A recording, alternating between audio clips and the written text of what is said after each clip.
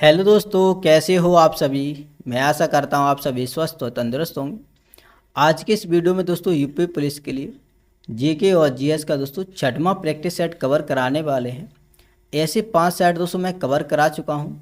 आपको दोस्तों इसी वीडियो के एंड स्क्रीन में इसकी प्लेलिस्ट मिल जाएगी, आप वहाँ से क्लिक करके भी देख सकते हो दोस्तों, ठीक है।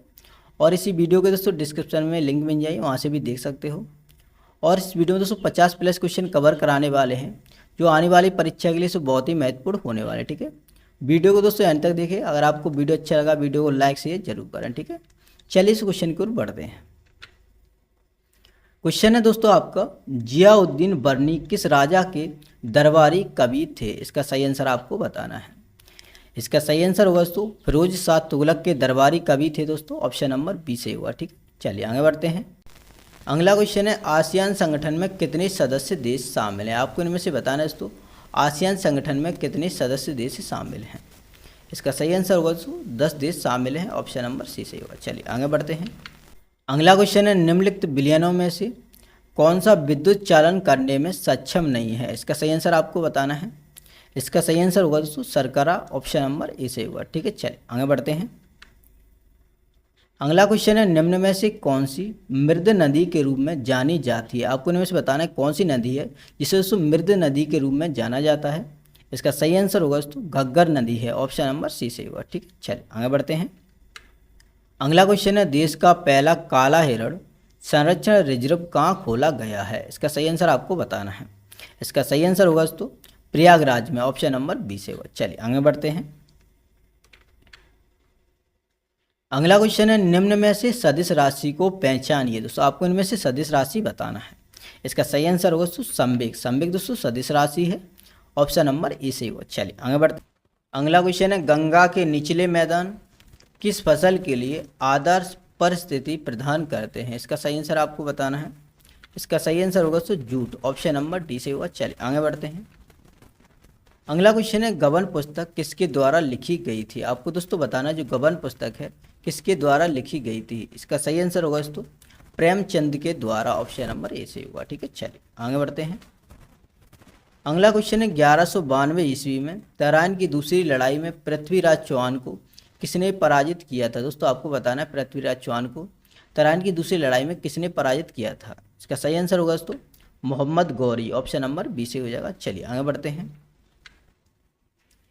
अगला क्वेश्चन है, प्रसिद्ध पुस्तक मधुशाला के लेखक कौन थे। आपको इनमें से बताना है प्रसिद्ध पुस्तक मधुशाला के लेखक कौन थे।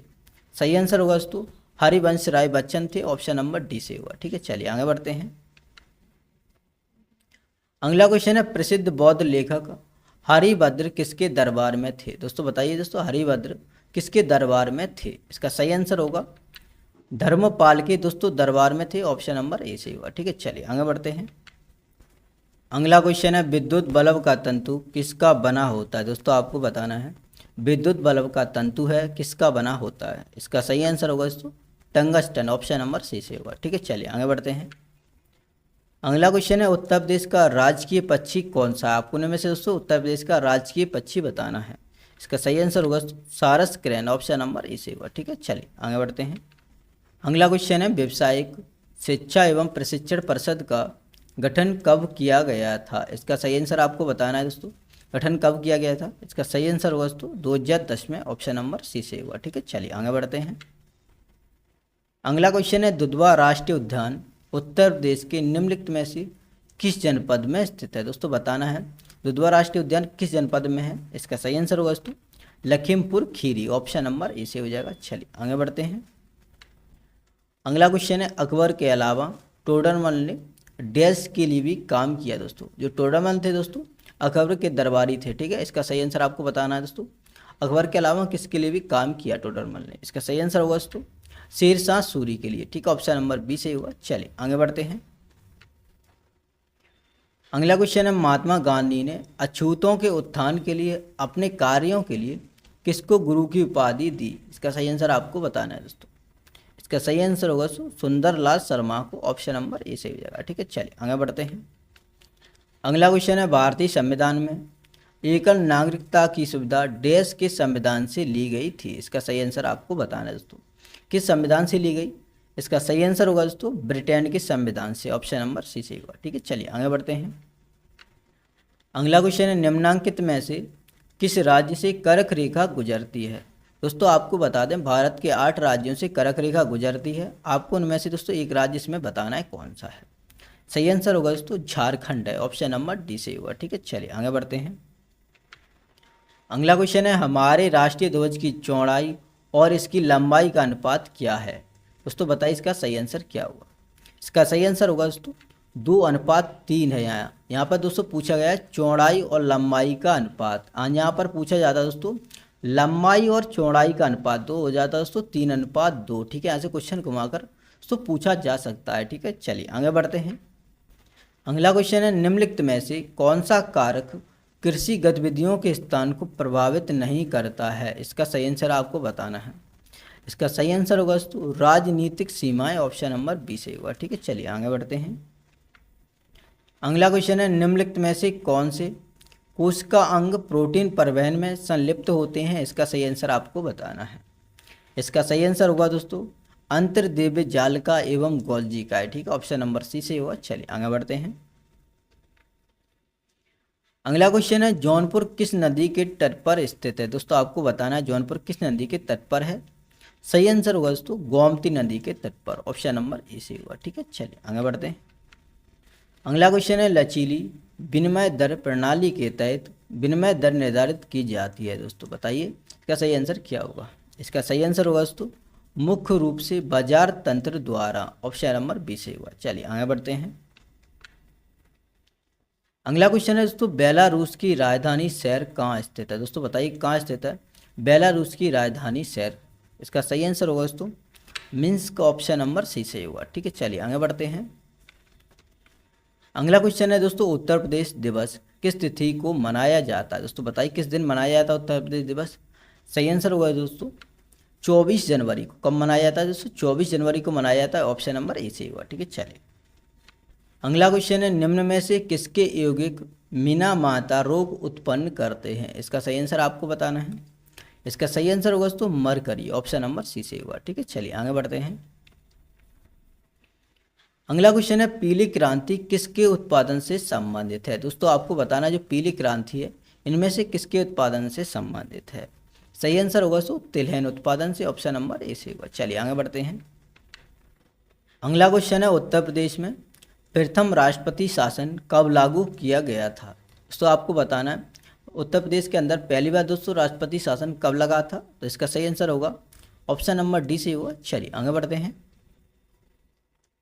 अगला क्वेश्चन है, राजा हर्षवर्धन की राजधानी कौन सी थी। दोस्तों आपको इनमें से बताना है राजा हर्षवर्धन की राजधानी। सही आंसर होगा दोस्तों कन्नौज, ऑप्शन नंबर ए से होगा। चलिए आगे बढ़ते हैं। अगला क्वेश्चन है, भारत के संविधान के तहत निम्नलिखित में से कौन सा एक मौलिक अधिकार के साथ साथ एक मानवाधिकार भी है। दोस्तों आपको बताना है इनमें से कौन सा मौलिक अधिकार के साथ साथ मानवाधिकार भी है। सही आंसर होगा दोस्तों शिक्षा का अधिकार, ऑप्शन नंबर डी से होगा। चलिए आगे बढ़ते हैं। अगला क्वेश्चन है, भारतीय राष्ट्रीय कांग्रेस के पहले मुस्लिम अध्यक्ष कौन थे। इसका सही आंसर आपको बताना है। सही आंसर होगा दोस्तों बदरुद्दीन तेबजी, ऑप्शन नंबर ए से होगा। चलिए आगे बढ़ते हैं। अगला क्वेश्चन है, भारतीय संविधान के किस अनुच्छेद के तहत राज्य सरकार शराब पर प्रतिबंध लगा सकती है। दोस्तों आप लोगों को बताना है किस अनुच्छेद के तहत राज्य सरकार शराब पर प्रतिबंध लगा सकती है। सही आंसर होगा दोस्तों अनुच्छेद 47 के तहत, ऑप्शन नंबर सी से होगा। चलिए आगे बढ़ते हैं। अगला क्वेश्चन है दोस्तों भारत में पुलिस के पदानुक्रम में सबसे निचला पद कौन सा है। दोस्तों आपको बताना है पुलिस के पदानुक्रम में सबसे निचला पद। सही आंसर होगा दोस्तों सिपाही का पद है सबसे निचला, ऑप्शन नंबर ए से होगा। चलिए आगे बढ़ते हैं। अगला क्वेश्चन है, निम्नलिखित में से कौन कश्मीरी लोगों की पारंपरिक पोशाक है। आपको इनमें से बताना है कौन सी कश्मीरी लोगों की पारंपरिक पोशाक है। सही आंसर होगा दोस्तों फेरन। ठीक है, ऑप्शन नंबर सी से होगा। और दोस्तों आपको वीडियो अच्छा लग रहा है दोस्तों वीडियो को लाइक शेयर जरूर कर देना। ठीक है, चलिए आगे बढ़ते हैं। अगला क्वेश्चन है, निम्नलिखित में से पदार्थ की पांचवी अवस्था क्या है। दोस्तों आपको पदार्थ की पांचवी अवस्था बताना है इनमें से। सही आंसर होगा दोस्तों Bose Einstein condensate, option number B से होगा। चौथी अवस्था है दोस्तों पदार्थ की प्लाज्मा। ठीक है, इसे भी याद रखना। चलिए आगे बढ़ते हैं। अगला क्वेश्चन है दोस्तों, विश्व जल दिवस निम्नलिखित में से किस दिन मनाया जाता है। दोस्तों आपको बताना है इनमें से विश्व जल दिवस कब मनाया जाता है। सही आंसर होगा दोस्तों 22 मार्च को मनाया जाता है। ऑप्शन नंबर सी सही हुआ। ठीक है, चलिए आगे बढ़ेंगे। अगला क्वेश्चन है, उत्तर प्रदेश के बुलंदशहर जिले में कौन सा स्थान चीनी मिट्टी की चीज़ों के लिए जाना जाता है। दोस्तों आपको इनमें से बताना है उत्तर प्रदेश का कौन सा स्थान है जो चीनी मिट्टी की चीज़ों के लिए जाना जाता है। इसका सही आंसर होगा दोस्तों खुर्जा। खुर्जा है दोस्तों, ऑप्शन नंबर बी सही होगा। चलिए आगे बढ़ते हैं। अगला क्वेश्चन है, भारत का पहला राष्ट्रीय समुद्री जैव विविधता केंद्र कहाँ स्थित है। इसका सही आंसर आपको बताना है। इसका सही आंसर होगा दोस्तों जामनगर के अंदर है। ऑप्शन नंबर सी से होगा। ठीक है, चलिए अगला क्वेश्चन है, कृत्रिम दिल का आविष्कार किसने किया था। दोस्तों आपको बताना है कृत्रिम दिल का आविष्कार किसने किया था। सही आंसर होगा दोस्तों पॉल विंचेंले। ऑप्शन नंबर ए सही हुआ। चलिए आगे बढ़ते हैं। अगला क्वेश्चन है, इनमें से कौन पारे का मिश्र धातु है। इनमें से पारे का मिश्र धातु आपको बताना है। सही आंसर होगा दोस्तों अमलगम। ऑप्शन नंबर बी सही हुआ। ठीक है, चलिए आगे बढ़ते हैं। अगला क्वेश्चन है, निम्नलिखित में से कौन एक एंटीवायरस सॉफ्टवेयर नहीं है। आपको इनमें से बताना है कौन एंटीवायरस सॉफ्टवेयर नहीं है। इसका सही आंसर होगा दोस्तों लिनक्स। ऑप्शन नंबर ए सही हुआ। चलिए आगे बढ़ते हैं।